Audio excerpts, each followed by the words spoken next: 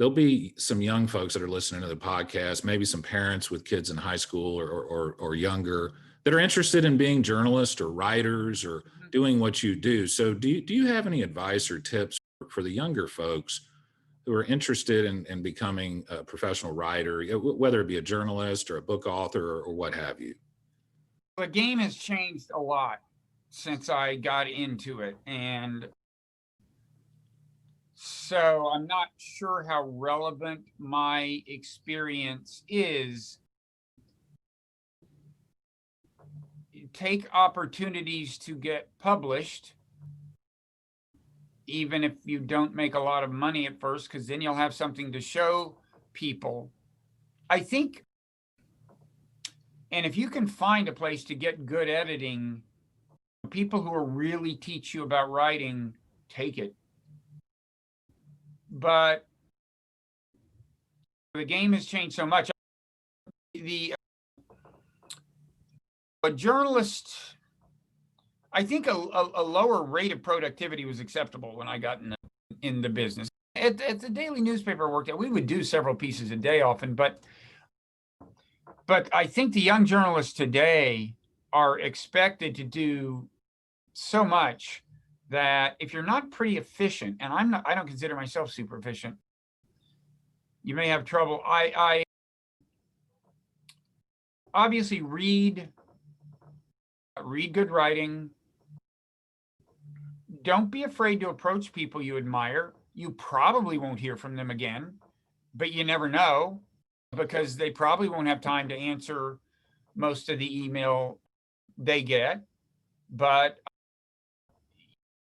if you think you might be able to strike up a relationship with a writer you admire where you do some work for them and learn something, keep an eye out for that. I guess I'm saying that I think in a way apprenticeship is maybe a little harder to get than it used to be. Yeah. Because the editors, again, because the economics of the profession have changed. That's what I was about to say there. The incentives are so much different nowadays than they were when you started out in terms of clickbait and provocative headlines and things of that nature. Yeah, the incentives, the economics have changed so much. Yeah, so editors don't have time to say, well, here's the reason I changed this, and here's the reason I did this to that. So it's hard. So if you can find a way to get tutored by someone good, that's a precious thing. And if you can afford to be willing to sacrifice short-term income to make that happen, I would say that's very valuable.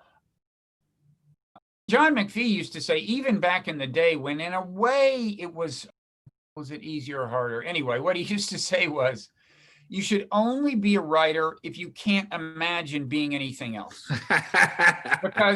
because even then it took real sacrifices. You probably weren't going to get rich.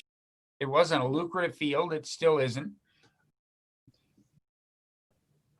And he just meant, I think he found it in some respects painful often. And so he said, look, if you're trying to decide between like writing and some like normal profession, take the normal profession. Make it easy on yourself. I'm laughing because I had a Methodist pastor friend of mine on early on in the podcast, and he made the same comment. His mentor said, do not become a pastor unless that's the only thing you can imagine yourself being. Well, Bob, who are some of so when I'm teaching as a lawyer, I do a lot of writing and a lot of reading. I've been into writing and studying writing. I've written a lot of articles myself, and I'm really interested in the topic. And so when I have young lawyers at my firm, some of the advice I give them is I say, read Ernest Hemingway and then read Faulkner, and don't write like Faulkner, write like Hemingway. Powerfully and direct, because in my profession, that's the best way to communicate. But for you, who are 2 or 3 of the writers or authors that you most look up to, that maybe had something to do with the way you look at the writing process? I'll tell you, the second person who had a big influence on me after McPhee was Mike Kinsley, who was editor. Yep. He was the star editor of his generation, magazine editor and writer and great writer.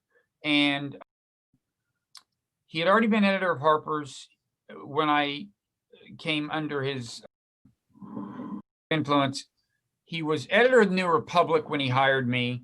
I worked for him in Washington. This was a time when, you know, of course, before the internet, not long before, but before. And the New Republic was the hot political magazine in Washington. It was through his work that it had become that. It was really a great place to work, a very valued job. And Mike just writes with such crispness and analytical sharpness and clarity. And like John McPhee, he was a good role model in terms of his integrity. He's intellectually honest. He doesn't take shortcuts. He doesn't score cheap points when he's critiquing someone's ideas. He doesn't attack straw men, but he writes with humor and crispness and verve. And I think he was good for me because I tend to, by nature, I write very continuously in the sense that I worry a lot about the transition from sentence to sentence and from paragraph to paragraph. And maybe I worry too much. And Mike writes in a more staccato verse where the connections of things are clear enough, but he's not holding your hand as much as I'm feeling inclined to do. Now, I'll tell you just some people. You were mentioning writers. I think F. Scott Fitzgerald is a beautiful writer. Yeah. I think John Updike is a beautiful writer. John Cheever, a short story writer. Yeah. And so there's a lot of, I really admire grace. All those writers write with tremendous grace and kind of beauty. There's a sense of command. There's a sense that they didn't work to do it, even though, of course, they did probably. There aren't many people beautiful sentences flow naturally out of. But there's a sense that it just flows very easily, but there's a real clarity to it. And so there's a lot of writers out there to admire. Can I give you another writer that I really admire a lot, whose works have made a big influence on me? Bob. So you write beautifully, and the ideas you communicate are